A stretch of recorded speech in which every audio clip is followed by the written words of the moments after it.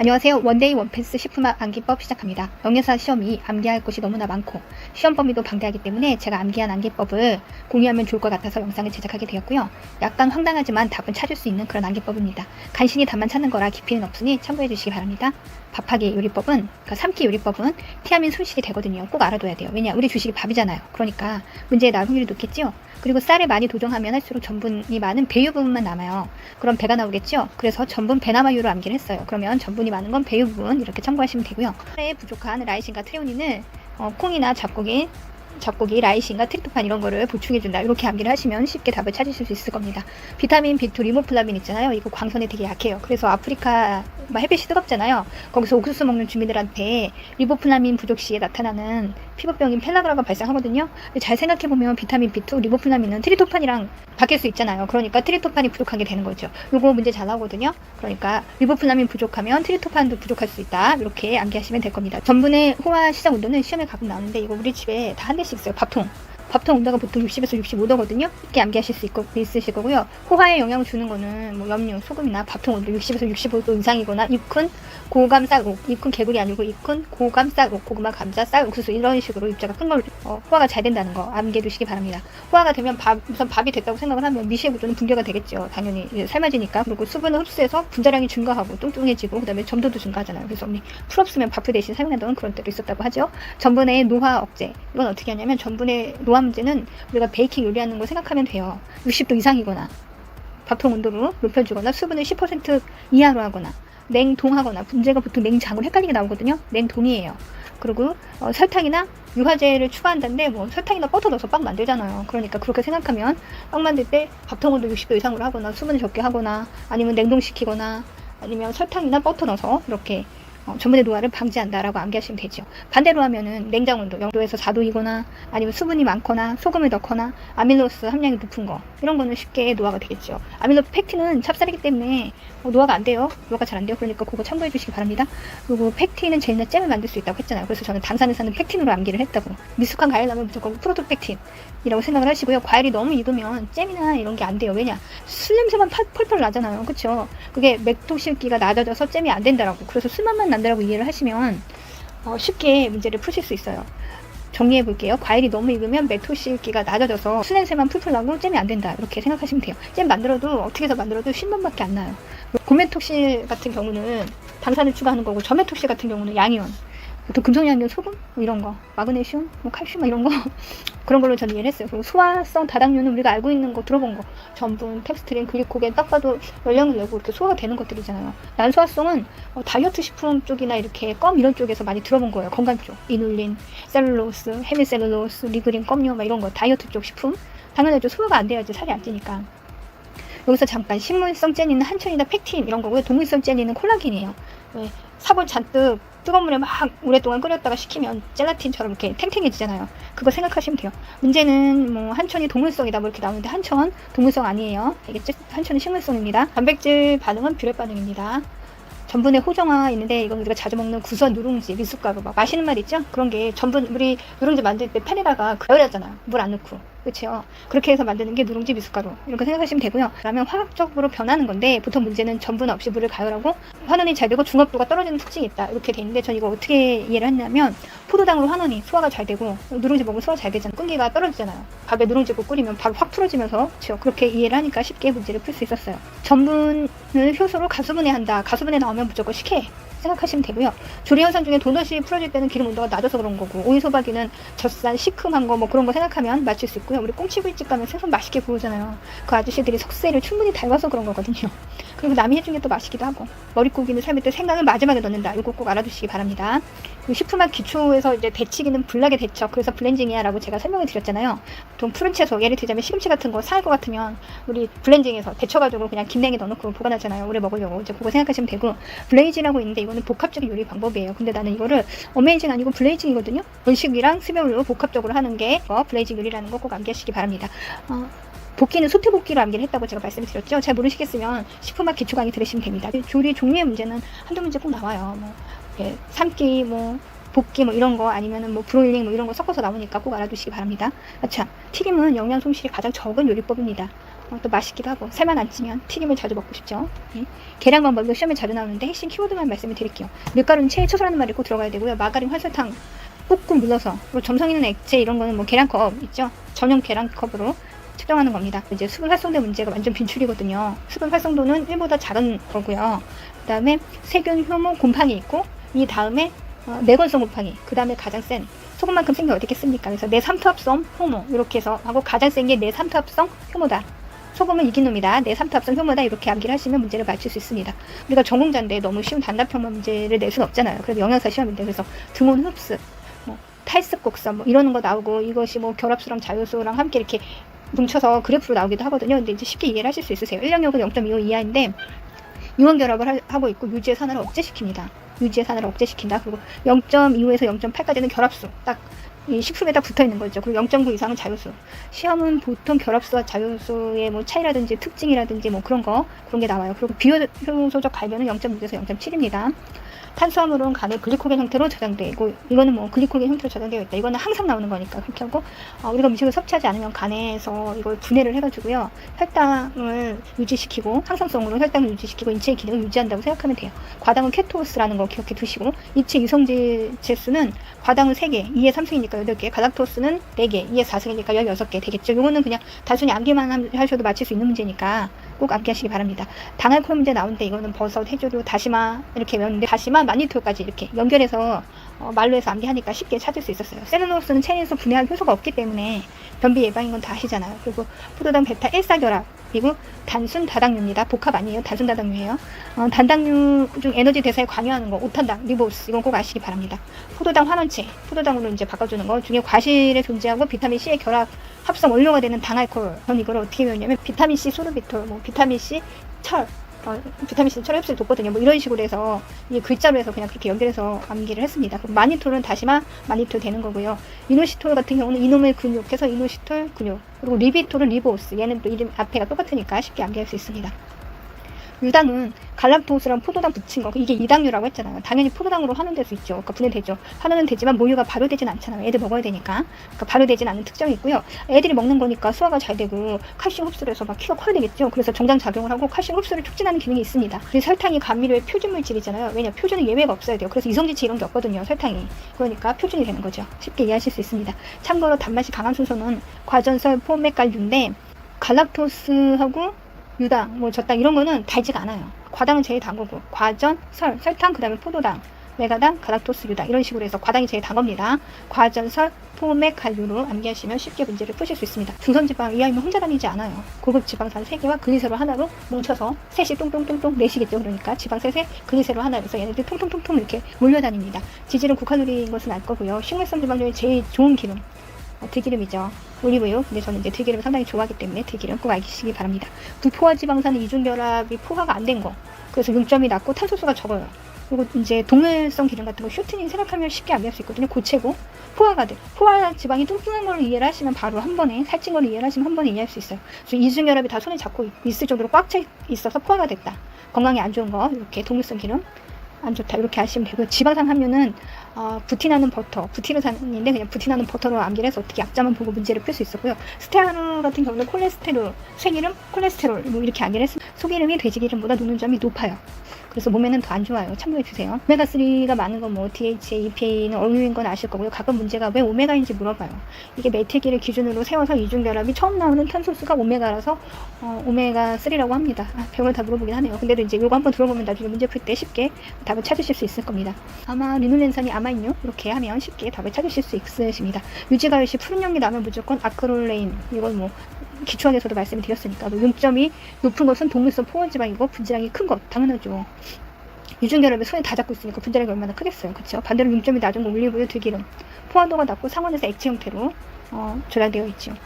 이런 기름들은 비중이 높고 점성이 낮아요. 그러니까 고체가 아니고 액체인 거죠. 이렇게 이해를 쉽게 했거든요. 필수 지방산은 릴리리아로 암기를 했고요. 리놀레산, 리놀렌산, 아라키돈산인데, 아라키돈산은 동물성 지방입니다. 참고해주세요. 그리고 오메가3는 DHA, EPA는 알 거고, 그 다음에 리놀렌산 들어갑니다. 유지의 경화는 알잖아요. 이렇게 수소 첨가해서 이렇게 경화시키는 거. 이제 수소 첨가해서 경화시키는 건 아닌데 이제 이 디테일한 문제가 나와요. 뭐 시스형에서 트랜스형으로 바뀐다. 근데 이제 트랜스 지방이 안 좋잖아요. 그러니까 시스형에서 트랜스 지방 고체형으로 변한다고 이해를 했고요. 그러니까 불포화도가 감소하면서 포화 지방으로 변하는 거죠. 고체 형태니까. 그리고 용점이 낮아지는 거죠. 저는 그냥 이게 트랜스 지방으로 변한다라고 그냥 생각해서 트랜스 지방 특징을 딱 보니까 이거랑 답이 똑같아서 그렇게 암기를 했어요. 단순 지질은 중성 왁스로 암기를 했고요. 왁스는 고고. 뭐냐면 고급 지방상의 고급 알코올. 왁스는 고고입니다. 레시틴이 뭐 인지질, 유화기능 이건 다 아시잖아요. 그래서 레시틴, 세팔린을 같이 외우셔야 돼요. 레시틴, 세팔린 아예 세트로 외우시고 나머지 우리 회로 암기할 때 이런 거 나오거든요. 그래서 이거를 꼭 암기하시기 바랍니다. 레시틴, 세팔린입니다. 복합지질은. 그리고 당지질 같은 경우는 간 근유랑 세레브로시드인데 이거를 그냥 단강세로 외웠어요. 약간 황당하긴 한데 문제는 압도적으로 찾을 수 있거든요. 나머지는 유도지질인데 뭐 스코알렌, 지용성 비타민 뭐 이런 어려운 것들이에요. 얘네들은 벌써 비누가 안 돼요. 유도된 거는 비누가 안 돼요. 비누화가. 그거 꼭 참고해 주시고 자외선 나오면 비타민 D잖아요. 비타민 D2는 에르고스테롤 식물성입니다. 버섯, 표고버섯 말린 거 뭐 이런 거 나오면 에르고스테롤 찾으시면 돼요. 동요 처리가 뭐냐? 우리가 샐러드를 만들 때 올리브유 같은 거 쓰거든요. 그런데 이제 약간 온도가 낮으면 얘네들이 이렇게 고체 형태로 변해 있어요. 그러면 이제 우리가 요리할 때 걔네 고체가 떠있으면 불편하겠죠? 그래서 얘네들이 약간 온도를 낮게 해서 고체를 건져내버리는 그런 처리를 한 거예요. 그게 동요 처리라고 저는 이해를 했거든요. 어떻게 이해를 했냐면 소고기 묵국 끓일 때 한번 식혀서 냉장고에 넣어놓으면 기름이 쫙 위에 뜨거든요. 걔네 기름 싹 건져내고 다시 국을 끓이면 기름기가 없어요. 그걸로 이해를 했더니 쉽게 문제를 맞출 수 있었습니다. 단백질 아미노산은 다 싫대고요. 필수 아미노산은 난 일라 발메트로 암기를 했어요. 이소루신, 라이신, 발린, 메디오닌, 트리도판, 트리오닌 뭐 이런 거고요. 그 다음에 이 중에서 메디오닌과 시스테인이 황 함유가 되어 있어요. 우리 머리카락 태우면 막 이렇게 냄새 나잖아요. 황, 그쵸? 그거 시스테인 샴푸 있죠. 그러니까 메디, 시스테인 이렇게 암기를 했어요. 그래서 메디오닌과 시스테인 샴푸는 황이 들어있다. 이렇게 암기를 하시면 다음 중 황 함유 단백질은 무엇이냐 할 때 쉽게 찾을 수 있어요. 메디오닌, 시스테인이겠죠? 이렇게 해서 쉽게 답을 찾으실 수 있고요. 단백질의 결합은 1차는 펩타이드 결합이거든요. 보통 단백질은 펩자가 많이 들어가요. 소화할 때도 뭐 펩신 뭐 이런 거 다 나오거든요. 그래서 1차는 단백질 결합은 펩타이드, 2차는 수소, 3차는 나머지 결합 이렇게 이런 기초 문제가 가끔 나기도 하니까 그거 알아두시고요. 아미노산 탈탄산 반응 나오고 독성 나오면 이건 히스타민이에요. 아미노산의 탈탄산 독성 반응 나오면 히스타민입니다. 우리 애들 왜 항히스타민제 처방받아서 막 약 발라주고 그러잖아요. 그거 생각하면 쉽게 문제를 암기할 수 있습니다. 식품의 단순 단백질 시험에 나오는데 정말 외우기 싫어요. 저는 시간가를 괜히 들어갔다고 생각한 게 이런 걸 외우는 게 너무 많아가지고 관두고 싶었거든요.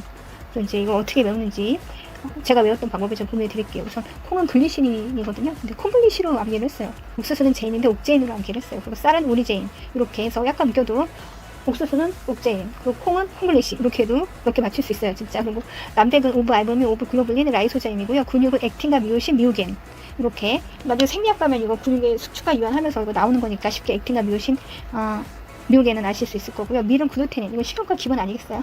글루텐. 요거. 근데 보통 밀을 글리신이라고 해서 딱 나오거든요. 콩이랑 섞여서 나와요. 그래서 콩글리신만 암기해도 글루테닌인 걸 쉽게 찾을 수가 있죠. 그리고 난황은 비린내가 나잖아요. 계란은 비린내가 나거든요. 계란 비린내, 특유의 비린내가 있어서 비텔린, 비텔리닌으로 암기를 했어요. 그리고 우유는 락토자 붙은 거 다 아시잖아요. 락토 알부민, 락토 글로불린 이런 거 다 우유랑 관계 있는 거죠. 레닌 아시죠? 우유, 레닌이랑 반응시키면 카제인 되잖아요. 그때 칼슘이 필요하거든요. 그래서 칼슘 우유로 암기를 했어요. 토마토는 라이코펜, 뭐 항암효과 있는 건 다 아실 거고요. 카로티로이드 색상이죠. 적색깔, 약간 주황색에서 적색깔. 지용성 비타민이랑 연관지어서 생각하면 쉽게 암기할 수 있고요. 고구마 단백질은 이포메인이고요. 젓단면에 나오는 점성은 얄리얄리 고구마로 그렇게 암기를 했어요. 고구마 젓단면에 나오는 점성물질 가끔 시험 문제 나오거든요. 감자는 꼭 아셔야 돼요. 이거는 감자 튜베린, 단백질은 튜베린, 감자싸고 소나닌, 썩은 건 셉신. 보통 소나닌이 많이 나오긴 하는데 가끔 셉신이 나오기도 합니다. 군고구마가 훨씬 맛있는 건 당연하죠. 포도당이 2분자. 포도당 2개 붙으면 메가당이잖아요. 그러니까 훨씬 맛이 있겠죠. 이게 베타 아밀라제의 효과입니다. 참고해 주시고요. 토란대는 갈아서 먹어서 갈락탈. 마시는 뮤신. 그리고 아린 맛이 들어가는 건 대부분 호모자가 붙어요. 그리고 곤약은 글루코 만난인데 만난 거 해먹어도 살이 안 찐다. 그래서 곤약은 글루코 만난으로 그렇게 암기를 했고요. 결정형 캔디랑 비결정형 캔디가 있는데 우선 결정형은 우리가 잘 못 들어본 거예요. 폰단트, 포지, 뭐 디비니티 뭐 이거 애들한테 사준 적 있어요? 저는 안 사줘봤거든요. 결정은 우리가 애들한테 좀 많이 사준 것들이에요. 캐러멜, 마시멜로우, 젤리, 뭐 브리톨 그런데 잘리톨 비슷하게 브리톨 뭐 이런 것도 있고 태피 이런 식으로 암기를 하면 다음 이제 뭐 결정형 캔디이거나 비결정형 캔디 구분하는 거 이런 거 쉬운 문제이기 때문에 안개만 해도 맞출 수 있잖아요. 그렇죠? 근육 단백질은 수축과 이완하면서 액틴과 미오신 뭐 이건 당연히 아실 거고요. 근육은 당연히 골격근이겠죠. 식물 내장은 불수익은 내 맘대로 심장은 멈춰라 그런다고 멈춰지지 않잖아요. 그죠? 소화야 오늘서부터 멈춰 그런다고 소화기관이 멈추지 않죠. 그렇기 때문에 불수익 내 마음대로 조절할 수 없는 그런 거라고 생각하시면 되고요. 꽃등심은 마블링이 최고겠죠. 그래서 구이용으로 최고예요. 근데 건강에는 별로 안 좋지만 하여튼 꽃등심은 구이용인 거 아시기 바랍니다. 사부 경직하면 글리코겐이 젖산 피로물질로 바뀌면서 pH가 저하돼서 산성이 되는데 액틴과 미오신이 만나서 뭐 액토미오신으로 바뀌어요. 우리 영양사들이 가장 많이 받는 질문, 닭뼈 색깔 왜 이러냐고, 썩은 거 아니냐고, 그거 냉동 때문이라고 썩은 거 아니라고 보통 현암에서 제일 많이 설명하는 것 중에 하나입니다. 병원 그런 영양사도 힘든 게 환자분들이 대해야 되는데 이분들이 환자분이라고 생각하고 대해야 되거든요. 우리 현암에 계신 분들 정말 존경합니다. 파인애플에 단백질 효소하는 거 나 파브로로 암겠다 그랬죠. 브로멜라인, 파인애플은 브로멜라인. 근데 저는 이제 끝까지 안 해고 파브에서 브로멜라인 해서 이렇게 체크했던 것 같아요. 공부할 때도. 생산하면 가장 많이 나오는 문제 해소 비린내, 트리메틸아민 하고 담수어 비린내는 그냥 비린내에서 피비린내 이렇게 해서 피페리딘 이렇게 암겠거든요. 담수어는 피페리딘입니다. 요거 두 개. 해수어는 트리메틸아민, 담수어는 피비린내, 피페리딘 이렇게 암기를 해서 하고요. 저는 비린내를 되게 싫어하기 때문에 식초를 많이 쓰거든요. 생선에 식초를 뿌리면 단백질이 응고가 되고요. 그리고 살균도 되고 비린내도 없애줘요. 그리고 단백질을 탄탄하게 해준답니다.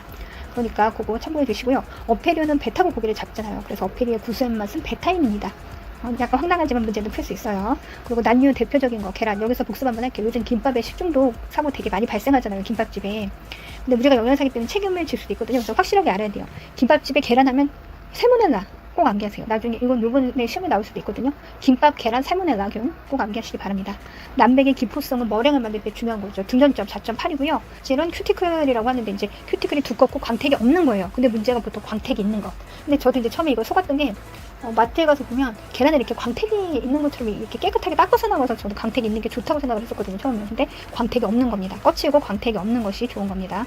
그리고 달걀 기능에서 기포성은 뭐 머랭, 스펀지 케이크 뭐 딱 봐도 이해하실 수 있고요. 유화성은 마요네즈, 레시틴 연관적으로 생각하면 되고 결착제가 만두 두 개 딱 이렇게 안 터지게 하는 결착제 기능이 있다는 거 계란에 그거 참고해 주시기 바랍니다. 유제품은 뭐 우유의 균질 처리 문제가 가끔 나오는데요. 큰 지방구의 크림층의 형성을 방지하는 거가 목적이거든요. 이게 무슨 말인가 봤더니 큰 지방구들은 소화하기가 어렵잖아요. 그리고 막 거품도 많이 생기고 그래서 이 지방구를 잘게 자르는 거야. 그래서 이 표면적을 최대화 시키는 거죠. 우리가 뭔가 소화시킬 때 잘게 잘라서 식품의 표면적을 최대화시킨다고 하잖아요. 그게 핵심이에요. 식품의 표면적을 최대화시키는 거. 그래서 소화가 잘 되고 잘 상하지 않게 한다는 말이더라고요. 이해하니까 쉽게 문제를 풀 수 있었어요. 우유하면 카제인 뭐 나오는 건 다 있고 카제인이 우유효소인 레닌, 산 같은 거에 응고돼가지고 되는 거고요. 우유 가열 시 피막 형성은 락토 알부민과 락토 글로불린입니다. 아까 얘기했잖아요. 우유에 있는 그 성분 락톡자 붙은 건 다 우유라고 응고된 건데 이거를 뚜껑을 덮고 이렇게 저어주면서 피막 형성을 방지하는 거죠. 중탕을 하시면 피막이 잘 안 생깁니다. 휘핑크림 만드는 건 찬물에 하는 거 다 아시죠? 지방구가 크고 지방의 그러니까 지방의 크기가 크고 지방이 많을수록 잘 되는 거고 설탕을 첨가하면 잘 안 돼요. 제가 잘 모르고 설탕을 첨가했다가 다 버렸거든요. 집에서 만드는 거는 좀 힘들어요. 그냥 사 먹는 게 제일 빠르더라고요. 두류는 대두는 두부로 만들었을 때 좋은 점은 대두 단백질이 글리시린이고 간수를 추가해서 마그네슘이나 칼슘을 넣어서 응고시켜서 만드는 게 두부잖아요. 생대두에는 독성 물질이 있어요. 사포닌이라는. 근데 이제 그걸 어떻게 하냐면 트립신 저해제 기능 저하 뭐 이런 식으로 나오거든요. 이게 대두의 사포닌 물질을 억제시킨다는 거예요. 저번에 식품학 기초에서 목고대사라고 했잖아요. 목화는 고시풀이고 대두는 사포닌. 이 사포닌의 이 독성을 낮춰주는 게 트립신 저해제 기능 저하입니다. 요거를 이해하시면 쉽게 문제를 푸실 수 있습니다. 채소 과일류는 기초 강의를 들으면 거의 다 커버가 되시고요. 해조류는 홍조류, 갈조류, 녹조류 구분하는 문제가 있는데 이게 문제가 되게 쉬운데 가끔 안 외워서 틀리는 경우가 있어요. 그래서 제가 아주 쉽게 외우게 해드릴게요. 홍조류는 홍도 그렇지만 우리 친구들 중에 다 성씨가 있는 거예요. 김씨 있죠. 김 있잖아요. 그리고 우씨도 있어요. 우물가사리가 뜨고 그래서 홍, 우, 김 이거는 다 홍조류예요. 그리고 갈조류는 미역, 다시마, 톳이 가끔 이렇게 녹조류로 생각하는데 톳 보면 갈색빛 나거든요. 미역이랑 거의 색깔이 비슷해요. 그래서 갈조류는 미역, 다시마, 톳, 녹조류는 나머지다. 그러면 이제 홍조류 하면 김, 우물가사리 이 두 개만 외우고 그 다음에 갈조류는 미역, 다시마, 톳 하고 나머지는 다 녹조류 파래, 청감, 매생이, 크누레가 그리고 딱 봐도 다음 중 홍조류인 것을 이런 거 했을 때 쉽게 문제를 찾을 수 있습니다. 그 우물가사리의 우는 홍조류인데 얘가 한천 잼쟁이 할 때도 쓰니까 이게 식물류라는 것도 알아두시고 이게 다 연관돼서 공부를 하시면 쉽게 문제를 하실 수 있습니다. 다시마는 마니토이라고 말씀드렸죠. 우뭇가사리는 동물성으로 문제가 나오는데 식물성 홍조류 하시고요. 말린 표고버섯하면 비타민 D2, 에르고스테롤 다시 한번 암기하시면 됩니다. 이렇게 해서 고급 식품학은 끝났고요. 다음 영양학학에서 다시 만났으면 좋겠습니다. 조금이라도 이렇게 공부량이 많은 우리 여사님들이나 뭐 학생들, 직장인들에게 조금이라도 도움이 됐으면 하는 마음에서 영상을 제작하게 되었고요. 도움이 되셨다면 구독, 좋아요, 카톡, 밴드 공유 좀 부탁드릴게요. 감사합니다.